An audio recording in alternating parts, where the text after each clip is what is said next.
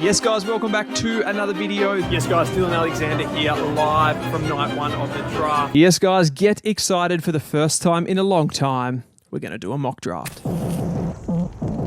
As promised, we're going to be diving into my draft rankings in this video. It's not going to be a mock draft. It's not going to be a phantom draft. This is all about my subjective opinion in ranking this, largely this entire pool, albeit this is going to be a top 30 ranking. Dylan Alexander, welcome to Shinboner Marnie. Stories. Thanks for having me. Welcome back to the channel. I'm happy to be here. It's like an hour since we filmed the last video. We just got chatting in between, but everyone watching at home will be seeing this in a couple of weeks' time. The one thing you should know about me, Marnie, if I start talking, I can't stop. Well, same. So that's why we get along so well. I think so, yeah. Everyone knows you as the draft guru. Draft guru. Do you like that name? Do I like? I guess it's become a part of like what I've done on YouTube. So I suppose like to be called a draft guru, I don't really know what it means, but it's sort of, I guess it's some validation for what I've been doing in the space, I suppose. Makes you feel good. Yeah. We'll get to that a bit later, but I wanted to start with your story as a North supporter. It's a North Melbourne fan channel, so that makes sense. Born in Tassie. Yep. Grew up in Tassie. What was that like? Yeah. So like the town that I come from, it's a pretty working class town, about 20,000 people, northwest coast of Tasmania. It's called Burnie. And I think like the real reason that I am a North Melbourne supporter is through my dad. So he grew up. Most of his brothers though went for either Hawthorn or Geelong. I'm not sure how my dad somehow ended up inheriting the North Melbourne curse. You wouldn't have been too bad going for Hawthorn or Geelong, would you? Exactly. So I ended up with North Melbourne, and I feel a little bit like the town that I was from being a very pretty low socioeconomic part of Australia, a small town.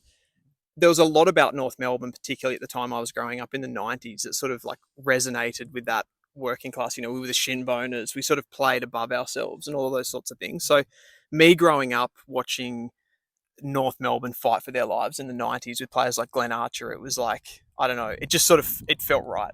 It felt like a real part of you. And I think a lot of North fans feel like the club allows them to feel a sense of belonging.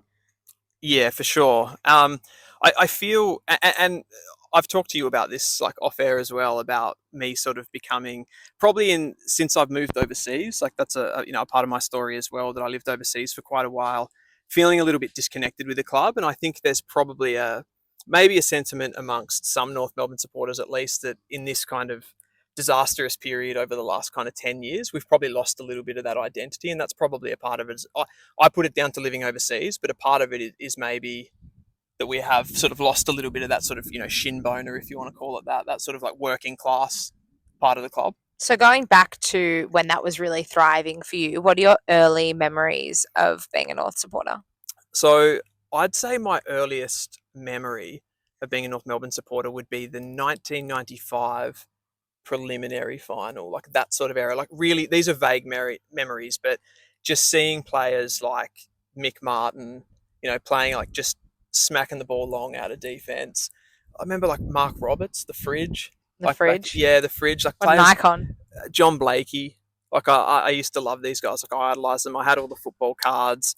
And I think, like, again, as a North Melbourne supporter, you had this like really like working class team, but then you had this one piece, which was Wayne Carey, that was like, he was the envy of every other fan. Like clubs in that 90s period, even when we weren't winning flags like every year necessarily, but other teams really feared us because we had a player like that. Yeah.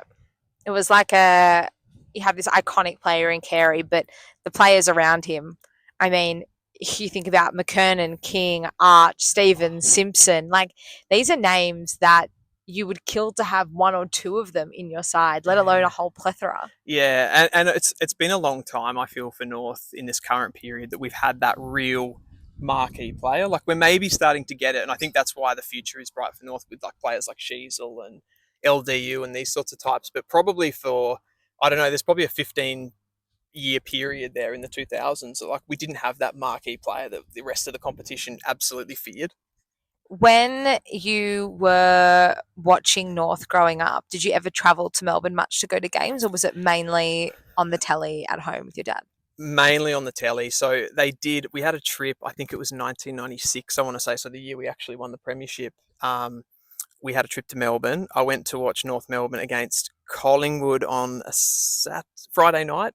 Yep. It would have been. Yep. Prime time, because that would have been back when North were sort of pioneering that Friday night football with those big names that we talked about. Got absolutely smacked by Collingwood. Oh, great!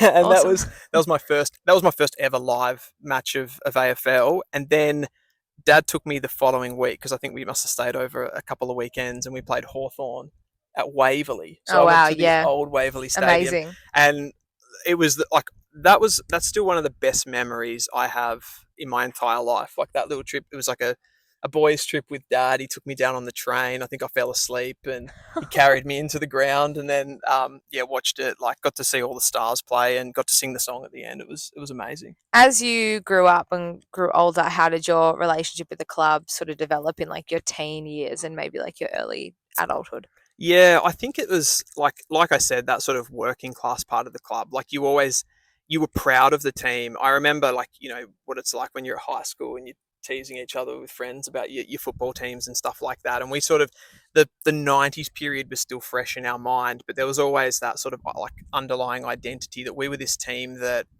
you couldn't say a bad word about North because of the way that they would fight under adversity. And having, probably if I look at like 2005 to 2015, in that period, we didn't have, like I said, we didn't have the big names. So you weren't bragging about the star players that we had, but we were so hard at it, and we would overachieve consistently. We'd probably have a bottom 8 list, but perform up in that top. We even made prelim finals, I think, with pretty average teams. So you always had that to fall back on, and you always had, at that point when I was growing up, the 90s were still fresh. So I still had that real, pride about it. It wasn't too far away. It wasn't so nostalgic. It was more like a recent memory. Yeah, exactly. And we still had, you could always, I think one thing that AFL fans do a lot is kind of like, when was the most recent premierships? And ours was still pretty fresh at that point.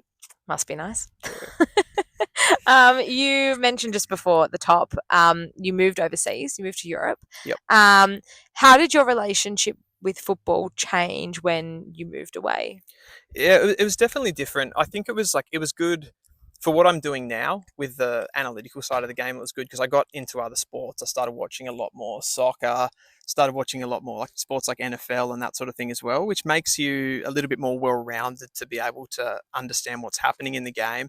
But it definitely did, I don't know, it made me a little bit more of a passive supporter. And I think what was going on with North Melbourne at the time, maybe like the club in itself lost a bit of its way there for a few years. Like I remember back to having I'd still talk to my dad regularly while I was overseas about footy, about North. And I remember the year that we cut Brent Harvey from the list. 2016. Yep. Lives rent free in my head. Yeah. Drew Petrie, those sorts of guys. Like I felt like the club at that point was really lost. I think Brent Harvey had come off a season where he'd, averaged a goal and mid-20 disposals. It was just like the only reason that they cut him was a demographical one. And I think those sorts of moves really can cut deep at a club. They can really hurt the fabric of the club. And that's what I felt at that point. And I think then when you didn't see, after that move, you didn't see any immediate success, then you're like, what are we doing? And I think just little things like that. I'm overseas, moves like that, you kind of lose a little bit of your connection overall with the club, I think. Do you have any memories when living overseas of watching North games or any like real key standout moments over that 10-year period? The one that stands out for me is and this was when I was still, and this was early in my time moving overseas, it was that elimination final win against the Tigers. Yeah, 2015. 2015. Yeah. I remember watching that. I had it up. I had a real bad stream and it was lagging heavily, and there was like that Cunnington near miss holding the ball in the last quarter. And I remember coming into that game and thinking Richmond have a lot more quality than we do. And the guys just like really stood up and to play that well in a big final. I thought that was really impressive. That was, from the question you asked me previously, that was pre that. And I remember like me and my dad, I reckon we had like a 3-hour conversation while I was like walking and talking, doing something about the game. And we were just, I think those kind of things, if you go back to the childhood as well, like those moments, I almost remember the conversation with my dad more than the match itself, because they're sort of the memories you have. It is. I think that's sort of, a lot of what connects us to footy, sure, are those big moments on field and all that sort of stuff, but it's kind of it's the memory we have that is the connection with the people, I think. I think you remember, when it comes to memory around football, you remember not what happened, you remember the way that it made you feel. Yeah. And yeah, that's nice. Yeah, and I think that's the thing. And sometimes that can not even be the actual match itself, but it can be like a conversation with your dad or your mum, and what sort of connects you to your family even. You moved back to Australia in 2022, but you moved back to Melbourne. What was the decision to move to Melbourne over going back to Tassie? Yeah, that's another good questions, Marnie. Yeah. But yeah, we moved back, me and my wife. The decision to move back initially was mainly due to like what was happening with COVID, and we hadn't seen family for a long time. So I guess like feeling a bit disconnected in that way. We went back to Tasmania. Again, I mentioned my small town off the top, which we sort of went back there for a few months over Christmas, spent time with family, and then we were sort of like, we probably want to get out of the fishbowl a little bit. Like it's quite small down there, and there's not necessarily a lot of opportunities to do stuff like this. So we moved to Melbourne, and I've said this on a few other podcasts too, but at that time, like I said, I'd been living overseas. I hadn't really been following the club that closely at the time, but it was my way coming back. It was my way to get into footy again it was my way to get relationships with people going again, back through football. So you come to a city like Melbourne, everybody follows footy. Oh yeah. And you realize to yourself, you're like, I can talk about this. Like I didn't talk about it for 3-4 years while I was overseas, but then it's just straight back to me. And what did you do in Melbourne for that sort of first 12 months? Like, were you going to the footy at all? Were you watching a lot of footy? Because you didn't start your own YouTube channel until the start of last year. Yeah, so I went back to university. So I was in a bit of like one of those classic midlife crisis, whatever you want to call Yeah, it. I've just had one, so Yeah. I can get it. Change. I wanted to do something that I was passionate about. As far as what I was doing with the football, I wasn't going to games, and I think that's again comes back to my upbringing isn't going to games necessarily. So Yeah, that makes sense. I was always fine to kind of watch it on TV and sort of just look at it that way. So I was watching a bit of footy at home. I was studying, and the first thing that I actually did to sort of bring me into this space was I like playing fantasy football. I love my stats and all that kind of stuff, which you can probably tell. Yeah. And I thought I'll make a video, and I started making videos about fantasy football, and that was like the beginning of mixing. I was like, you can actually mix now with the way that media works. You can mix your like love of football with a camera. You can buy a little bit of equipment, and you can kind of do it. And even if it doesn't make you money, or it's not that successful, it's pretty fun and feels pretty rewarding. So you've gone from making a video to complement your uni studies on fantasy to last year in April launching a YouTube channel, Dylan Alexander Does the Draft. Where did the concept come from, and what was the decision to just commit to it full time?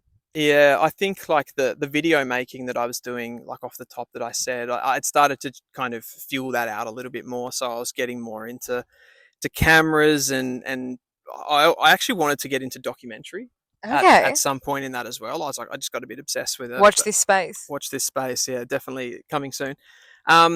But then I had noticed within the sort of AFL social media world, it's definitely a little bit less fleshed out than say when you're into soccer or you're into NFL. We don't have the same like breadth of content. And you look at the NFL draft, how that's covered. And I was like, there's content creators in the space that are talking about the draft, but there's not really like a boots on the ground person, like really going to games and sort of getting around it. So I was like, let's like do a little project this year. I'll go to the Coates League games. I'll just like start vlogging. And the first videos I made around the draft, like they weren't popular at all. Yeah. So it took me a little while to kind of figure out everything. Yeah. But that was pretty much it. And I think a combination of even seeing me at the games and doing those vlogs, and then when I started to sort of level that back towards AFL clubs, that's when the interest really came. And then the fact that you've been going to the games gives you like a reliability to fans as well.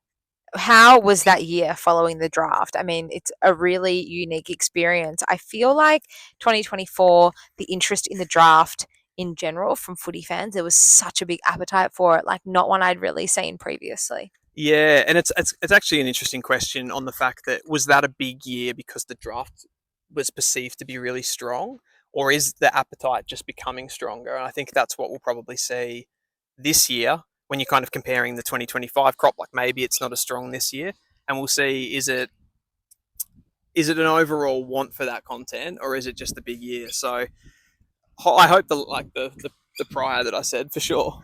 And it had led to a couple other really cool opportunities. One of them, you sat down with the boys at Clubby, and you did a little bit of work with them. Talk to us about that.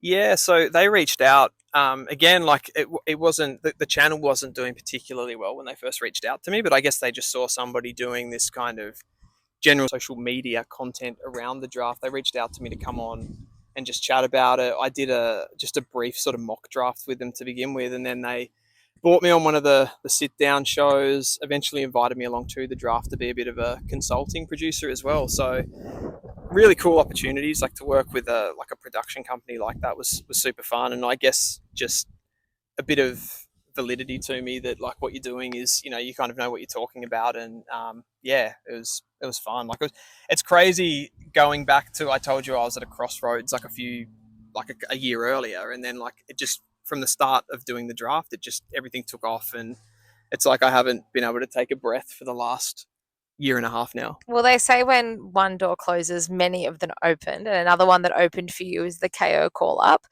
competition. What was the decision to enter that?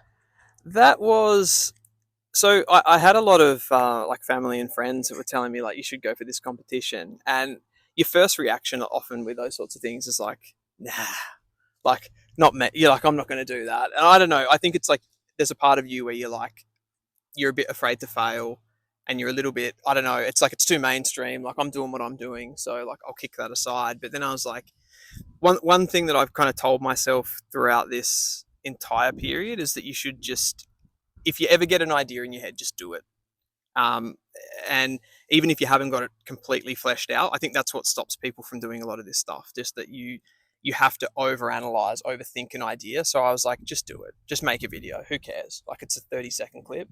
So I put something together, and then, like I guess the rest is history. Got the call in January that I was in the final 6, and got to go down to the Fox Footy studios, talk to Jack Rewalt, Brad Johnson, all work with these sorts of guys for a day. So it was crazy. We're coming back even better in 2025. That's right, we've got something even better for you, our very own footy watch-along called Footy from the Flat. We'll be going live every week for the biggest games of 2025 with regular guests and the hottest takes in football. You didn't win the competition, but you did meet Druzy, another content creator, and the two of you came together just... You've segued this together so nicely. I'm trying, thank you. The two of you put your heads together and launched a new venture. When we're recording this, it was launched less than a week ago.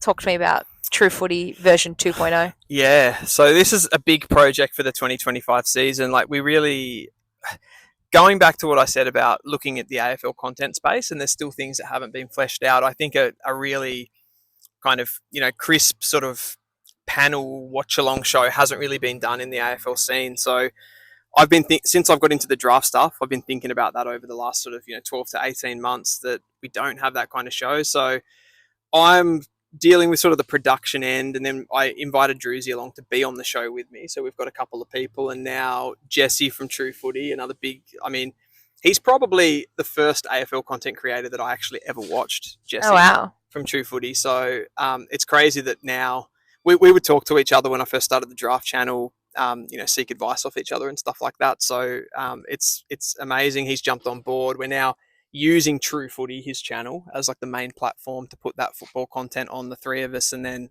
we're kind of going to nurse our separate channels, like the draft for me. I think Druzy's got the Freo Faithful channel, and then True Eagle for Jesse as well. And it's something that was pretty abrupt, something that I don't know, like it wasn't something that was like 6 months in the making. It was pretty spontaneous, I suppose you would say, but we've kind of got everything, the pieces all there. Now we just have to refine it a little bit, make it a little bit more palatable for the audience, and get that right as well.